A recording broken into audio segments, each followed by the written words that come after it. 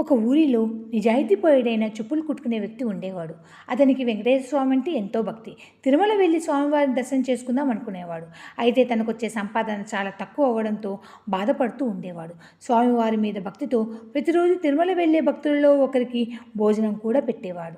ఇదంతా గమనించిన స్వామివారు ఆ చెప్పులు కుట్టుకునే వ్యక్తిని పరీక్షించాలని చిరిగిపోయిన బట్టలతో ఒక బిచ్చగాడి రూపంలో ఆ వ్యక్తి వద్దకు వచ్చి తెగిపోయిన తన చెప్పులను కుట్టించుకుంటాడు.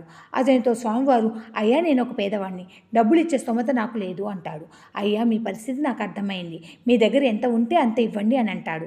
అప్పుడు స్వామివారు ఒక పావలా ఇచ్చి వెళ్తుండగా, అయ్యా, నేను ప్రతిరోజు ఒకరికి భోజనం పెడతాను, మీరు వస్తే భోజనం చేయవచ్చు అంటాడు.